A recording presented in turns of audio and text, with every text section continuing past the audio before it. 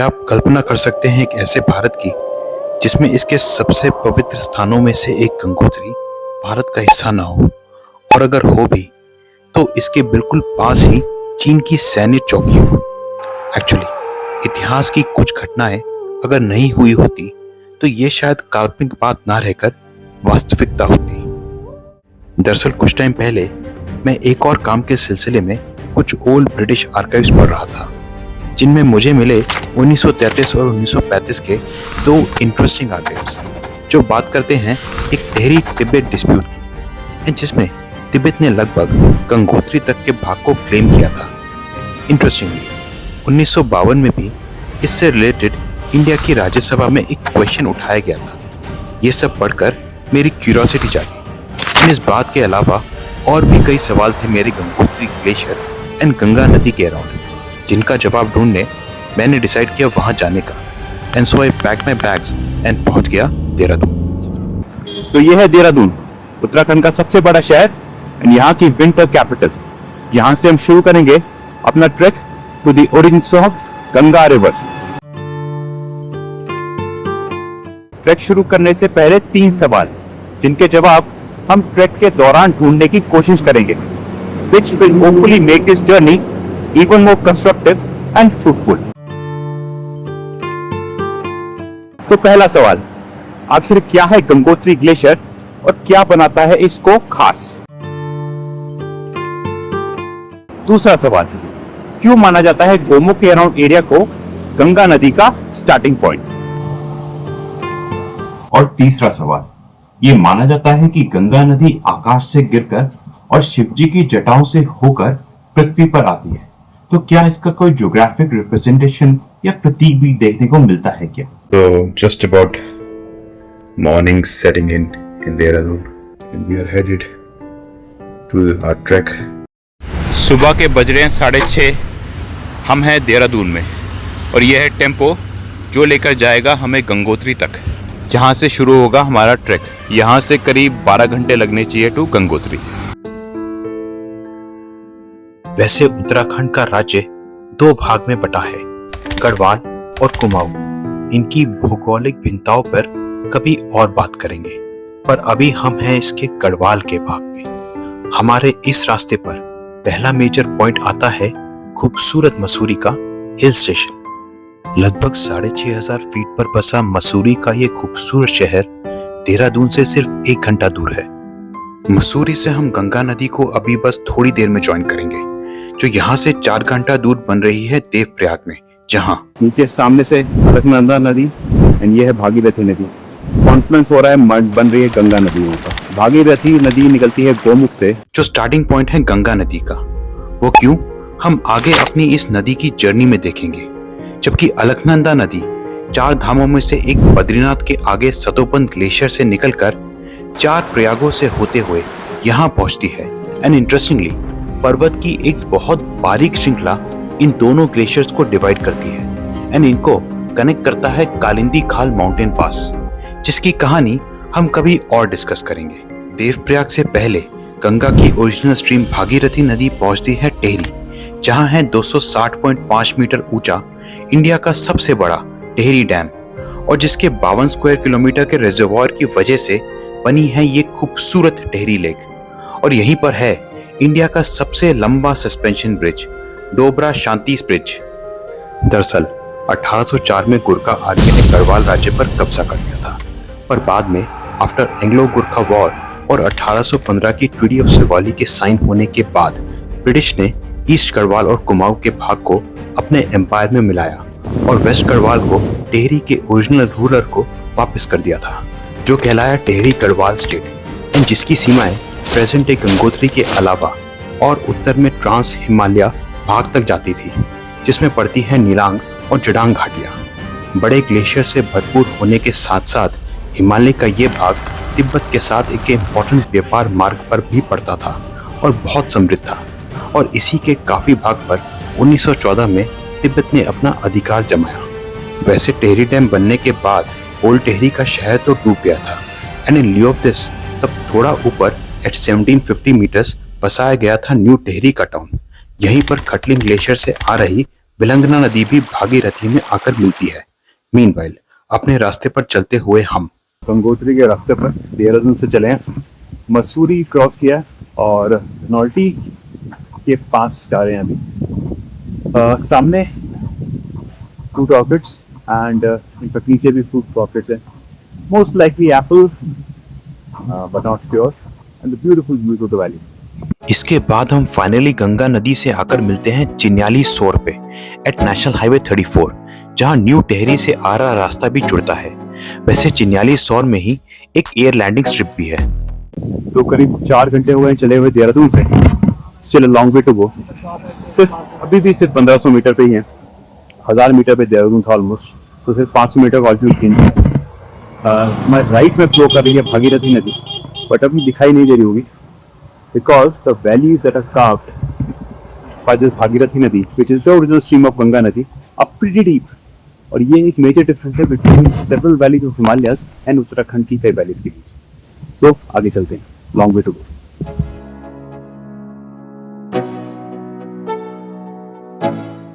तो देहरादून की शिवालिक्स और मिडिल हिमालय के बीच में पड़ती है देहरादून की डून वैली। वहां से हम मसूरी, जो कि मिडिल हिमालय से पड़ता है, उसको वहां पे पहुंचे। वहां से चलते हुए हमने मिडिल हिमालयस को पार कर लिया है और वहां से हमने रैपिडली ऑल्टीट्यूड गेन यूज किया है।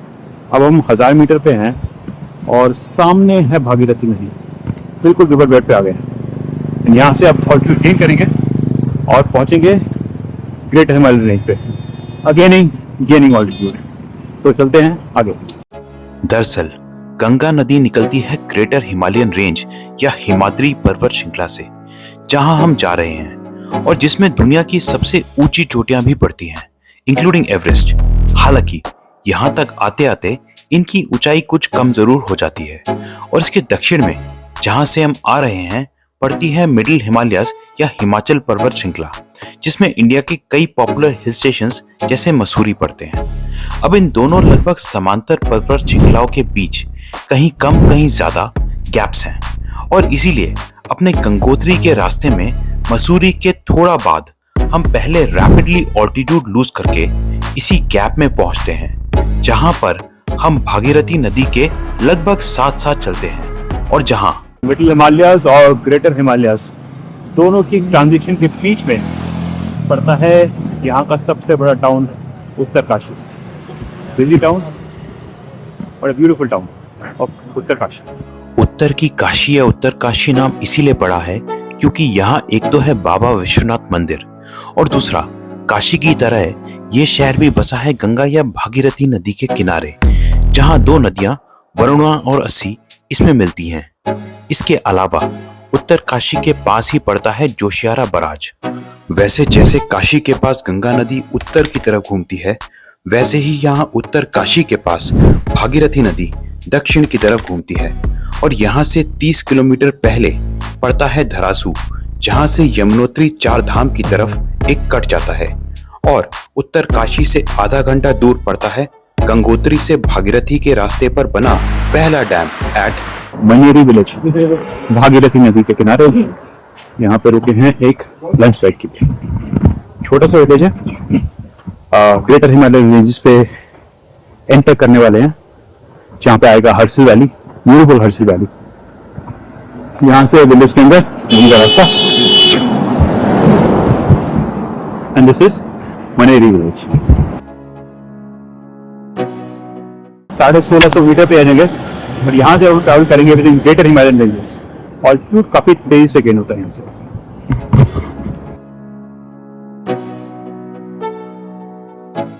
तो ये मेरे चारों तरफ ग्रेटर हिमालयन रेंज की पहाड़ियां, लेफ्ट से भागीरथी नदी फ्लो कर रही है, आगे से ये रोड पतली हो जाती है, नेशनल हाईवे 34 पतला हो जाता है, तो इसलिए यहाँ पे वन वे सिंगल रूट पर ट्रैफिक खोलते हैं। तो वेट कर रहे हैं थोड़ा टाइम ट्रैफिक जैम में। और व्हाट अ ब्यूटीफुल व्यू। लोहारीनाग के बाद हम काफी तेजी से ऑल्टीट्यूड गेन करते हैं और नेशनल हाईवे 34 नैरो होने लगता है। एंड इस रास्ते पर पहले झाला के पास भागीरथी में मिलती है स्यान नदी और फिर लोहारीनाग से 2 घंटे बाद हम पहुंच जाते हैं भागीरथी द्वारा carved near one of the most beautiful Himalayan valleys of India, जहां है एक खूबसूरत हर्सिल का town. Beautiful Bhagirathi flowing.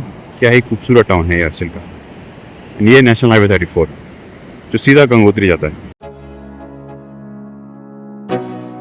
Harsil के बाद हम और ऑल्टीट्यूड गेन करते हैं एंड यहाँ से भागीरथी वैली काफी संकरी होने लगती है एंड लिटरली एक गॉश कार्व करते हुए फ्लो करती है, जहां पर बना है ये लंका ब्रिज, जिसको क्रॉस करके आती है भैरवटी, गंगोत्री से पहले आखिरी पॉइंट, एंड ये सामने है भैरव मंदिर। यहाँ भागीरथी में आकर मिलती है जड़ांग और नीलोंग वैली से आ रही जलगंगा। दरअसल यहाँ भैरव घाटी के पास ही एक छोटी सी रिवुलेट गुंगो नाला इसमें गिरता है और यहीं तक 1914 में तिब्बत ने इस एरिया को क्लेम करते हुए यहाँ एक बाउंड्री पिलर लगाने की कोशिश करी थी, जिसका उस समय यहाँ के गांव वालों ने कड़ा विरोध किया था। जवाब में इसके 4 सालों के भीतर टेहरी गढ़वाल के राजा ने सांग चोकला पर 3 बॉर्डर पिलर्स लगाए या उनको फिर से ठीक कराया और इस पूरे एरिया के इंक्लूडिंग नीलांग एंड जड़ांग वैलीज के कल्टीवेशन मैप्स तैयार करवाए।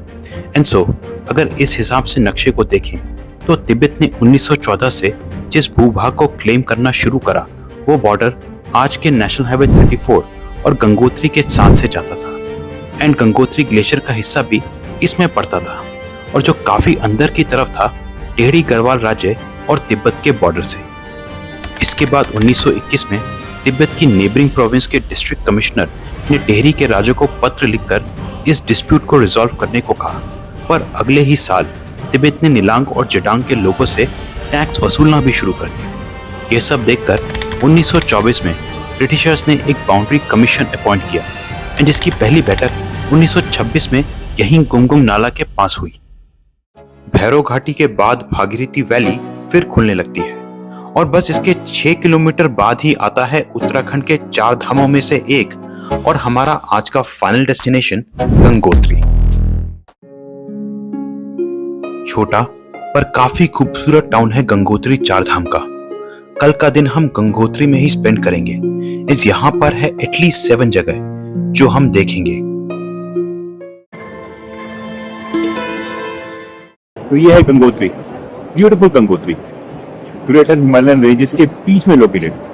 कितने ब्यूटीफुल लग रहे हैं माउंटेन्स। सामने से गंगा नदी या स्पेसिफिकली भागीरथी नदी जो देवप्रयाग में जाकर बनती है गंगा नदी। एंड ये है queue of devotees for going to visit the Ganga temple जो सामने लोकेटेड है, उत्तराखंड के 4 धाम में से एक धाम। आज का हमारा प्लान है, हम स्टार्ट यहाँ से जाएंगे to a short acclimatization hike to Pandav Gufa. यहाँ से करीब 3 किलोमीटर है, so will be a short acclimatization hike and then will come back and explore Gangotri little later. High altitude पर बॉडी को अडेप्ट करने का सबसे अच्छा तरीका है to trek at a higher altitude and sleep at a lower altitude.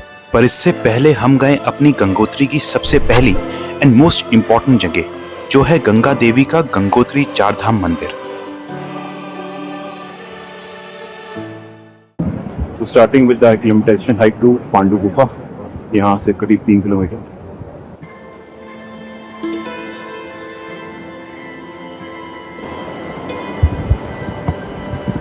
यहाँ से बह रही है केदार गंगा, ये नीचे भागीरथी में जाकर। अपनी पांडु गुफा की इस हाइक पर थोड़ा चलने के बाद ही आती है गंगोत्री में देखने की दूसरी जगह जो है गंगोत्री का म्यूजियम।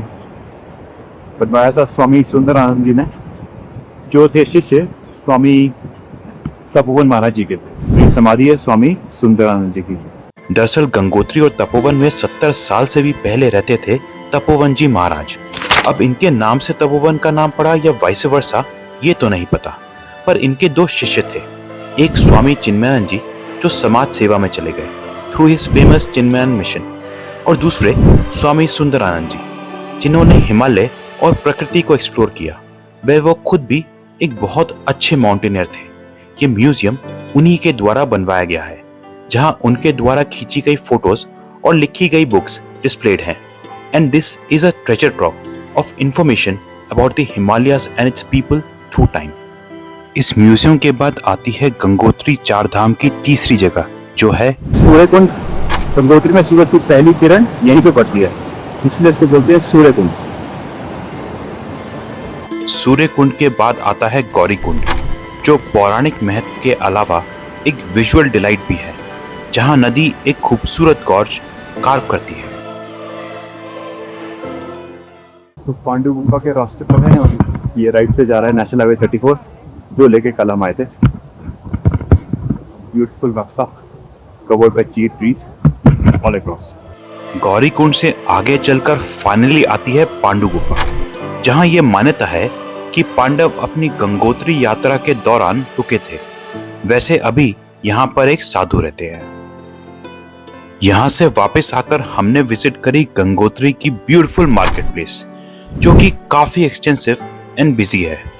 एंड फाइनली इवनिंग में अपने नेक्स्ट डे ट्रैक से पहले गंगोत्री में जो 7th एंड आखिरी देखने की चीज है वो है पहले तो गंगा आरती और उसके ठीक बाद गंगा की प्रतिमा की आरती गंगा देवी चारधाम मंदिर में।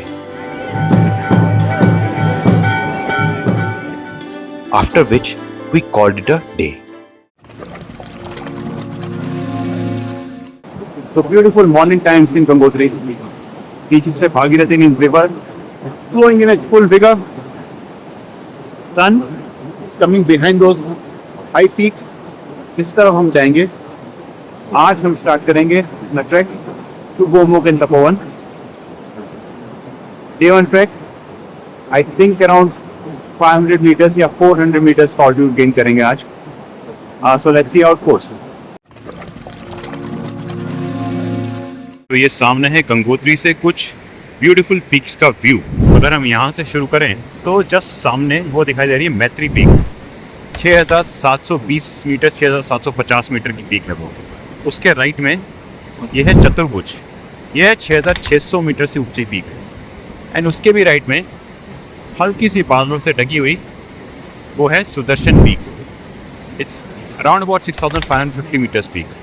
वैसे हमारे गंगोत्री चारधाम से गोमुख और तपोवन के रास्ते पर हमको देखने को मिलेगी कई और famous high peaks. So started with the trek to Gomukh and Tapovan.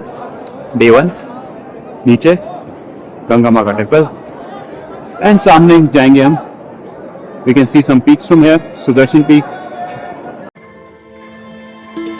हम स्टार्ट कर रहे हैं गंगोत्री चारधाम से एट 3000 मीटर ऑल्टीट्यूड और आज का हमारा स्टॉप ओवर पॉइंट होगा एट चीरबासा, जो है यहाँ से करीब 10 किलोमीटर दूर। तो ये है ट्रैक नीचे से भागीरथी नदी एंड वहाँ पे टेम्पल। इस रूट पे चीरबासा तक मेनली चीर के पेड़ मिलते हैं। We are in the Gangotri reserve forest area. Kanku, Chirbasa, भोजवासा, गोमुख, टोटल 18 किलोमीटर में गोमुख। सिंस रिवर के अलोंग वॉक कर रहे हैं टिल गोमुख, तो incline should be quite gradual. और इस ग्रेजुअल इंक्लाइन पर लगभग 1 किलोमीटर चलने के बाद आती है गोमुख की चेक पोस्ट। मोबाइल सिग्नल भी आती है, बस यहीं कहीं चलता है। उसके बाद एंट्री करेंगे गोल गंगोत्री में शिफाक से। तो ये है गोमुख की चेक पोस्ट एंड सामने मंदिर गंगा देवी का शायद। And will continue trek from there सीधा सुदर्शन पीक एंड उसके लेफ्ट में चतुर्भुज पीक। अब सोचकर आश्चर्य होता है कि इस पूरे रीजन का भारत में भविष्य 1924 में बनी उस कमेटी की फाइंडिंग्स पर टिका था, जिसको उस समय के Indian civil servant TJC Acton lead कर रहे थे। अब वैसे इंटरनेशनल बॉर्डर्स डिसाइड करने के लिए ज्यादातर वॉटरशेड प्रिंसिपल को ध्यान में रखा जाता है, जिसके अनुसार बॉर्डर एक ऐसी पर्वत श्रृंखला या रिजलाइन के अलोंग जाता है जो एक रिवर बेसिन को दूसरे से अलग करती है। और इस प्रिंसिपल के अकॉर्डिंग उन्हें तिब्बत का क्लेम एब्सर्ड लगा और टेहरी का सही, एज यहाँ से नदियां भागीरथी में ही गिरती है। इसके बाद जब उन्होंने इस रीजन का सर्वे किया और वहां के लोगों से बात करी तो भी टेहरी का ही क्लेम ठीक लगा। एंड इनफैक्ट गंगोत्री में तो टेहरी राज्य ने कई कार्य कराए थे, इंक्लूडिंग टेम्पल रिपेयर, पर इवन नीलांग वैली में भी इनके द्वारा बनवाए हुए पुल और स्कूल भी मिले। और जडांग के सांगचोकला बॉर्डर पर उस समय से 300 साल पहले माधव सिंह भंडारी द्वारा बनवाए कुछ स्ट्रक्चर्स भी मिले। पर फिर भी 1928 में एक कॉम्प्रोमाइज के अंतर्गत एक्टन ने अपनी रिपोर्ट में जडांग के भाग को तिब्बत को देने का प्रपोजल दिया। इवन दो जटांग के लोग ऐसा नहीं चाहते थे। इस गौर करने की बात यह है कि नीलांग और जटांग के भाग में जो भोटिया समुदाय के लोग रहते थे वो सर्दियों में गंगोत्री से नीचे हरसिल व अन्य गांवों में आ जाते थे। इससे भी इन सब जगहों पर टेहरी का ही क्लेम ज्यादा स्ट्रॉन्ग था। एनीवेज, एक्टन के इस प्रपोजल पर तिब्बतन अथॉरिटीज ने हामी नहीं भरी।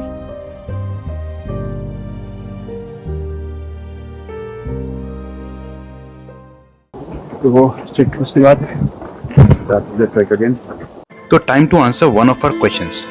हमने देखा था कि गंगा नदी बनती है देवप्रयाग पर, यहाँ से उत्पन्न भागीरथी नदी और बद्रीनाथ से आगे उत्पन्न हो रही अलकनंदा नदी के संगम से। तो आखिर इनमें से भागीरथी नदी को ही क्यों माना जाता है गंगा का मूल स्रोत और गोमुख को इसका उद्गम स्थल?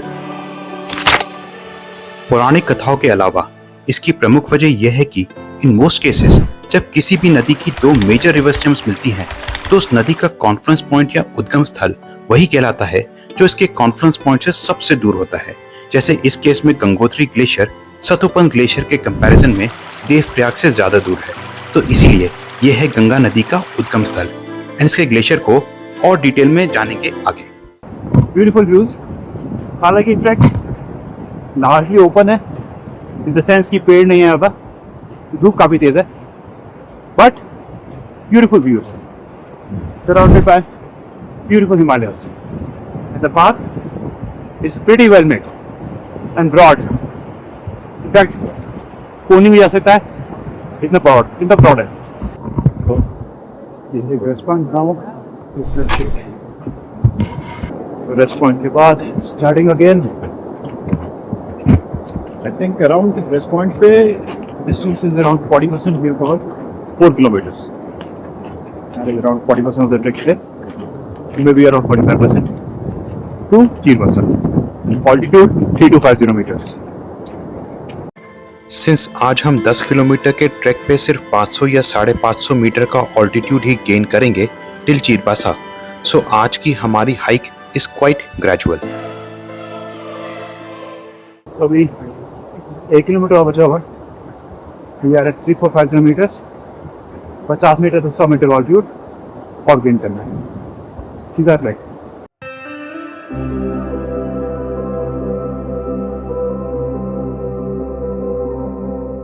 कैंपसाइट चीरपासा जस्ट अबाउट पहुंचने वाला है। सामने गिरा हुआ और सामने भागीरथी पीक्स का view, Bhagirathi 2, Bhagirathi 3 water side.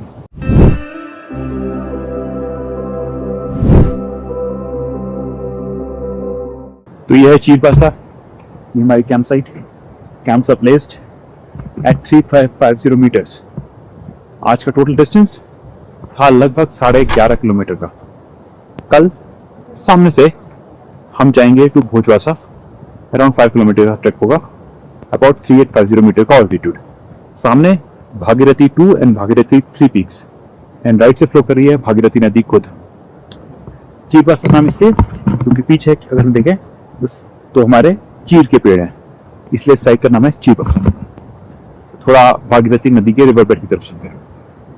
वैसे गंगोत्री और इसके नॉर्थ में बाकी एरियाज के भविष्य को दिशा देने का काम 4 साल बाद एक्टिन और फिर कर्नल वियर से होता हुआ पहुंचा उस समय के British political officer station at Sikkim, Bhutan and Tibet Frederick Williamson के हाथों में, जो फॉर सम रीजन तिब्बत के क्लेम को ज्यादा तरजीह देते हुए दिखे।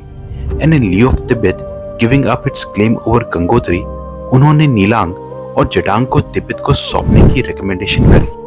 पर इसका भी मतलब होता कि चीन की सैन्य चौकी बिल्कुल गंगोत्री के साथ ही होती, पर शायद नियति को कुछ और ही मंजूर था, और इसीलिए इस डिस्प्यूट में एंट्री होती है हिमाचल के एक राज्य बुशहर की। दरअसल बुशहर के राज्य पर भी गुरखाओं का कब्जा हो गया था, जिसके कुछ भाग को ट्रीटी ऑफ सगौली के साइन होने के बाद अंग्रेजों ने बुशहर को लौटा दिया था। अब बुशहर का ये कहना था कि नीलांग, जटांग, गंगोत्री एंड यहाँ तक कि हरसिल का भाग गुरखाओं के कब्जे से पहले उनके नियंत्रण में था, और इसको साबित करने के लिए उन्होंने 3 बातें रखी। पहली तो इस क्षेत्र से अपने पुराने टैक्स कलेक्शन के रिकॉर्ड्स, दूसरी एक कॉपर प्लेट पर इस क्षेत्र के कंट्रोल का एग्रीमेंट और तीसरी बुशहर और गंगोत्री का एक अटूट सांस्कृतिक बंधन। दरअसल उस समय के बुशहर और आज के किन्नौर में एक खूबसूरत गांव पड़ता है चितकुल का, जहां है चितकुल देवी का मंदिर।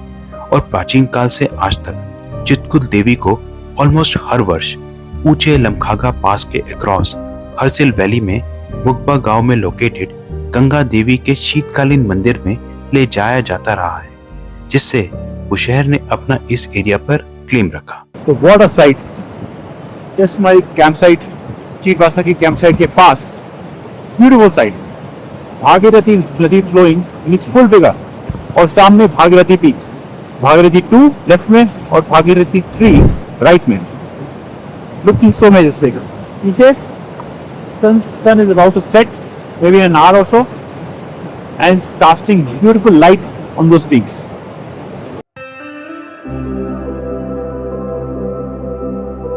So after spending some time at this beautiful riverside, as the night set in, we called it a day. तो चीरबासा से भोजबासा का ट्रैक करने वाले हैं आज। कल कवर कर रहे थे करीब 11 किलोमीटर, आज करेंगे करीब 5 किलोमीटर। अभी है 3550 मीटर पर, जाएंगे करीब 3800 मीटर पर। So let's see how it goes. But what a beautiful view of Bhagirathi peaks. आगे और peaks दिखाई देने वाली है, but let's soak in this for a moment.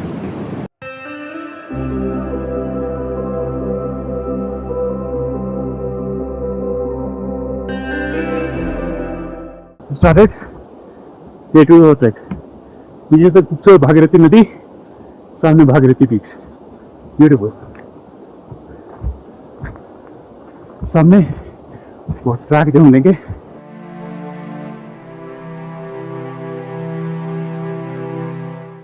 तो वहां से नीचे से स्टार्ट है ट्रैक, यहाँ से मेन ट्रैक पॉइंट आता है और हम आगे प्रोसीड करेंगे टुवर्ड्स भोजबासा।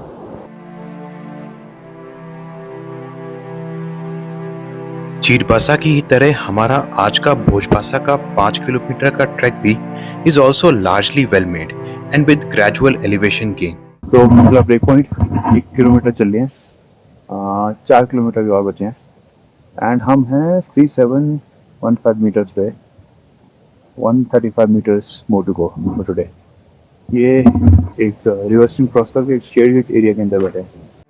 हमारे भोजबासा के रास्ते पर हमें दिखी कुछ यूरियाल्स। हालांकि इन यूरियाल्स की वजह से ही हमारे आज के ट्रैक पर एक शॉर्ट पर सिग्निफिकेंट रॉकफॉल सेक्शन आता है, where if one is not careful can be risky to cross. Water side, सामने Bhagirathi peaks 1 2 3, Nandi peak,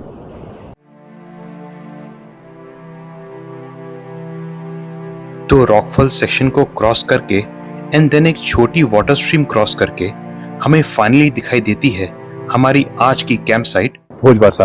last check point, the last camping point before Tapovan and Gomukh. Tapovan का रास्ता क्रॉस द रिवर, क्रॉस करके यहाँ से गोमुख का रास्ता लेफ्ट से जाता है। सामने भागीरथी पीक्स 2 एंड 3 दिखाई दे रही है, 1 थोड़ी छुप गई है, तो हम थोड़ा सा अगर गोमुख के रास्ते पे जाते हैं तो दिखाई देती है शिवलिंग पीक, इवन तपोवन से दिखाई देती है Shivling peak and Nandi peak. Beautiful sight, sunset होने को है and the sun is putting some beautiful rays on Bhagirathi peak and नीचे से यहाँ से फ्लो कर रही है भागीरथी नदी, the origin stream of Ganga river.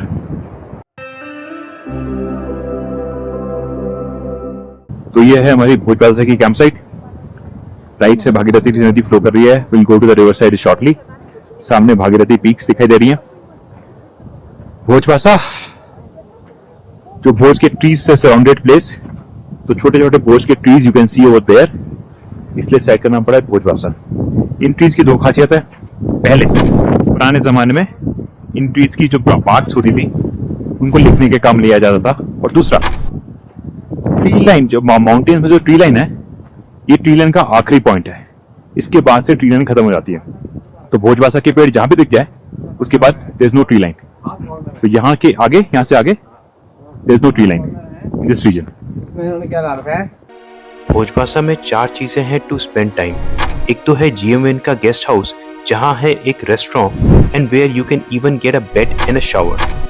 दूसरा राम टेम्पल, तीसरा शिवालय एंड फोर्थ एक स्मॉल वॉक के बाद हमें पहली बार एक छोटी सी झलक दिखती है of the mighty Shivling peak, जिसकी सिग्निफिकेंस हम आगे देखेंगे। So after spending some time at these places, as night set in at Bhojbasa, we called it a day. So day 3 of the trek, we are at Bhojbasa, our campsite before Gomukh and Tapovan. Gomukh यहाँ से 2 kilometre दूर है। गोमुख का जाने का रास्ता इस तरफ से भी है, रिवर के लेफ्ट बैंक से एंड रिवर के राइट बैंक से, जहाँ पे हम हैं यहाँ से भी गोमुख को जा सकते हैं। करीब 2 से 2.5 किलोमीटर यहाँ से गोमुख है, 4000 मीटर के ऑल्टीट्यूड पर। हम हैं अभी 3850 राउंड अबाउट मीटर के ऑल्टीट्यूड पर। आज हम जाएंगे टू तपोवन, करीब 5 से 5.5 किलोमीटर का ट्रैक होगा।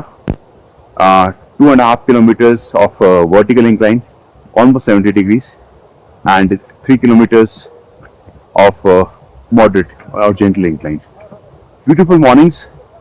सामने भागीरथी पीक्स विजिबल, यहाँ पे नंदी पीक, एंड कल हमने एक्लिमेटाइजेशन हाइक करी थी, वहां से दिखाई दे रही थी शिवलिंग पीक भी। Shivling peak is the starting point of Gangotri glacier. Tapovan से शिवलिंग पीक के बिल्कुल सामने होते हैं हम। It's like the base of Shivling kind of, तो बहुत ही ब्यूटीफुल व्यू आता है शिवलिंग पीक का वहां से। सो या heading for the track shortly. इस ट्रैक में हम रिवर को क्रॉस करेंगे, भागीरथी रिवर को, via our ropeway, manually operated ropeway को।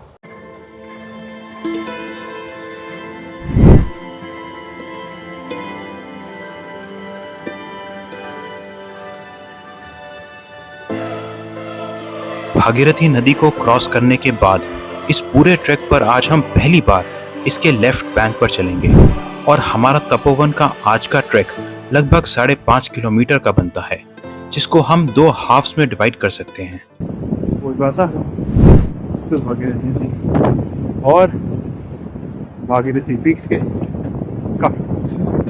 पहले 3 किलोमीटर के सेक्शन में the elevation gradient is relatively gradual, और जिसके ऑलमोस्ट एंड पर आता है ये खूबसूरत प्लेटू।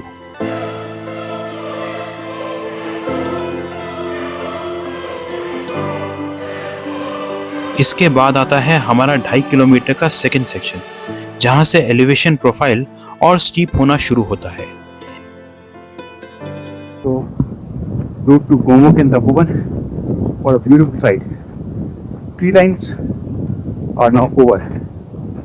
Bhoj पत्थर ट्रीज के बाद tree lines are over.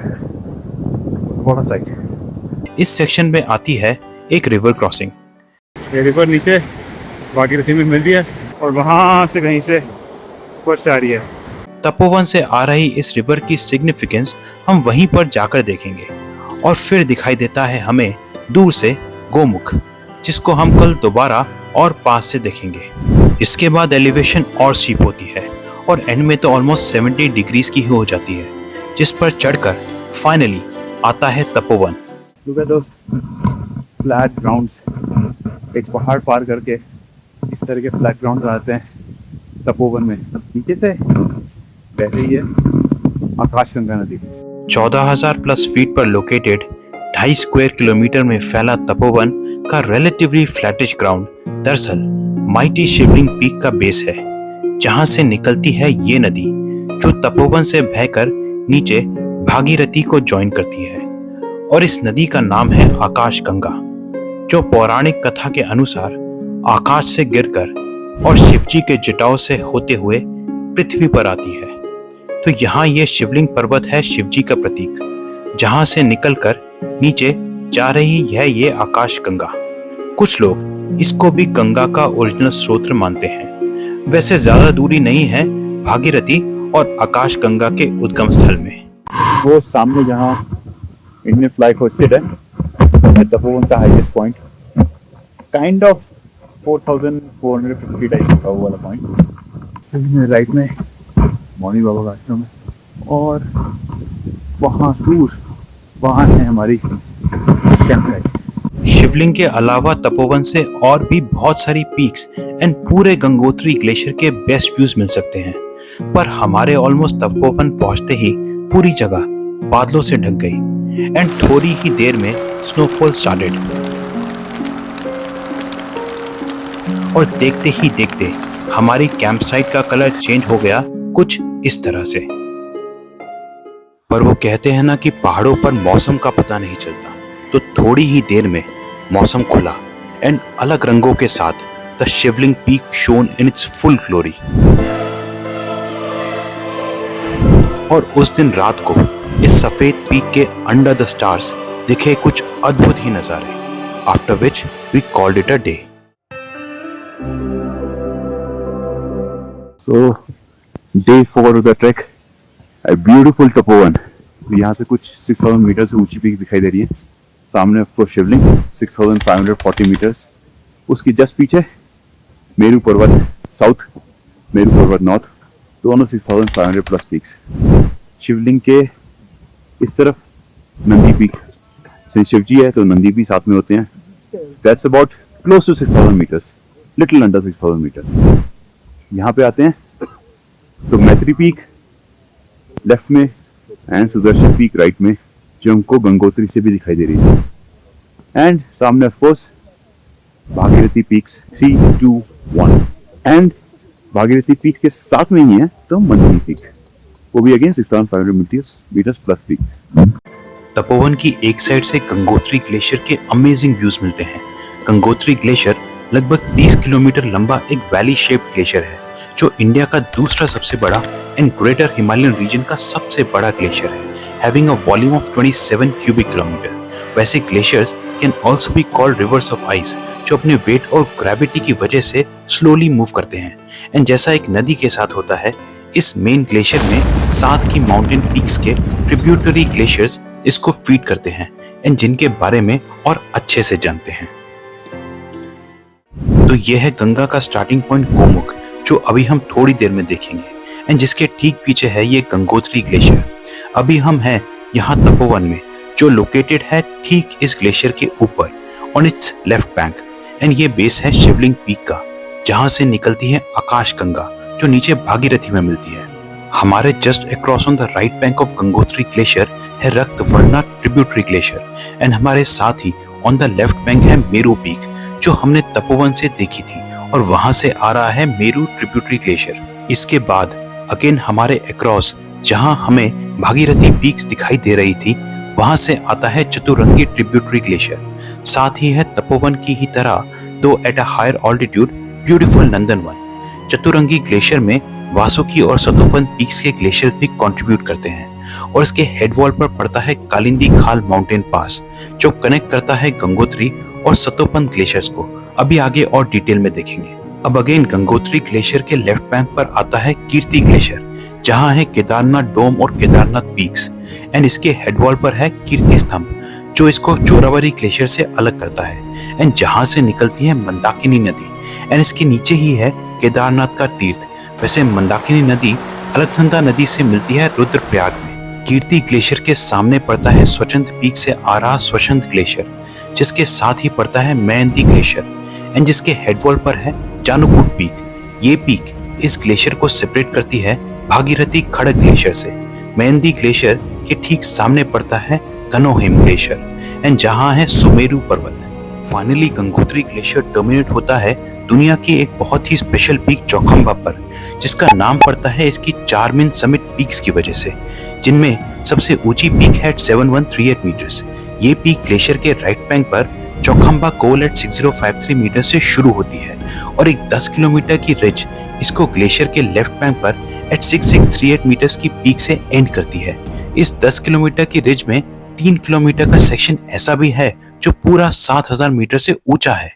Chaukhamba separate करता है 30 किलोमीटर गंगोत्री ग्लेशियर को, नॉर्थ साइड पर 16 किलोमीटर भागीरथी खड़क, ईस्ट साइड पर 12 किलोमीटर सतोपंत और साउथ साइड पर 3 किलोमीटर लंबे गौंधार पांगी ग्लेशियर से। वैसे भागीरथी खड़क और सतोपंत ग्लेशियर्स अलकापुरी में जाकर मिलते हैं, जहां जन्म होता है अलकनंदा नदी का, जो 4 प्रयागों से होते हुए देवप्रयाग पर भागीरथी से मिलकर बनाती है द माइटी गंगा नदी।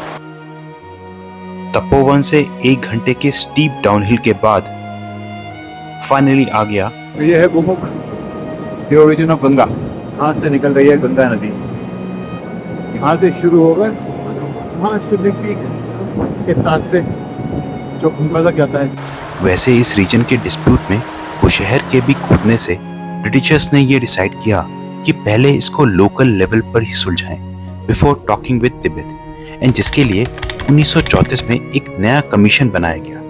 वहीं 1935 में तिब्बत में नए दलाई लामा आए और Williamson also pass away, and at the same time Tibet और ब्रिटिश इंडिया के बीच नॉर्थ ईस्टर्न बॉर्डर का इशू गेन्ड इंपॉर्टेंस। अब इन सब बातों की वजह से ये इशू बैक बर्नर पर चला गया और फिर world war 2 and Indian independence के साथ ही इस पर आगे कुछ नहीं हुआ। 1956 में चाइना जरूर नीलांग वैली में दाखिल हुआ था, पर unlike in other places like Ladakh and Arunachal, India was militarily better prepared in this region, following recommendations from हिम्मत सिंह जी रिपोर्ट। अब इसको शायद नियति ही कहेंगे कि बुशहर राज्य ने अपना क्लेम भी टेहरी तिब्बत डिस्प्यूट में डाला, क्योंकि अगर ऐसा नहीं हुआ होता तो आज इस रीजन का मानचित्र शायद कुछ और ही होता।